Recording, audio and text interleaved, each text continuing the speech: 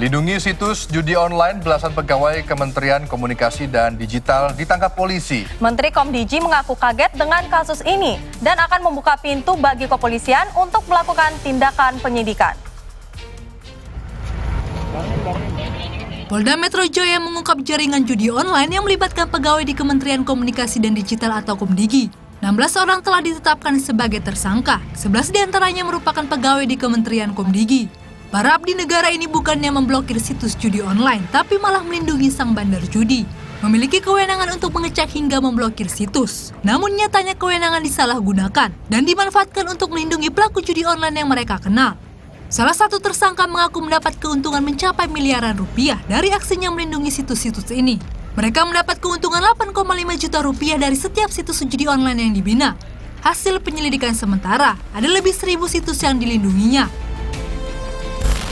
Dalam kasus ini, penyidik Polda Metro Jaya juga telah menggeledah sebuah ruko di Grand Galaxy, Kota Bekasi.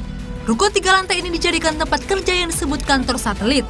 Dalam penggeledahan, petugas dapati sejumlah komputer yang digunakan untuk memantau situs judi online. Ruko disewa oleh para tersangka tanpa sepengetahuan atasannya di Komdigi.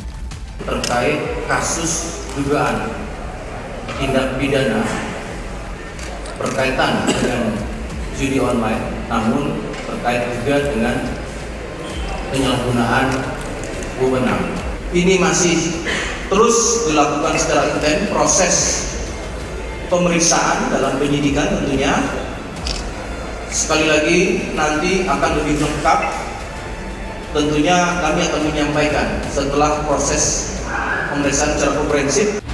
Kasus telah dilaporkan Menteri Komunikasi dan Digital Mutia Hafid ke Presiden Prabowo Subianto. Mutia mengaku kaget dengan kasus ini dan akan membuka pintu bagi kepolisian untuk melakukan tindakan penyidikan. Presiden menyampaikan bahwa langkah-langkah sudah betul diteruskan. Kita saat ini kan melakukan sterilisasi di lantai-lantai yang terkait. Kemudian juga kita sudah mengeluarkan instruksi menteri agar semua pejabat maupun PNS di lingkungan Kemkomdigi bekerja membantu polisi untuk kemudian menemukan kalau memang masih ada anggota-anggota lain dari Kemkomdigi yang juga akan dilakukan pengembangan penyidikan. Sebelumnya polisi juga telah menggeledah kantor Komdigi dan menyita beberapa tumpukan kontainer yang dijadikan barang bukti. Polisi kini masih terus menyelidiki kasus ini, termasuk mengungkap aliran dana hasil praktik judi online. Tim Liputan melaporkan untuk NET.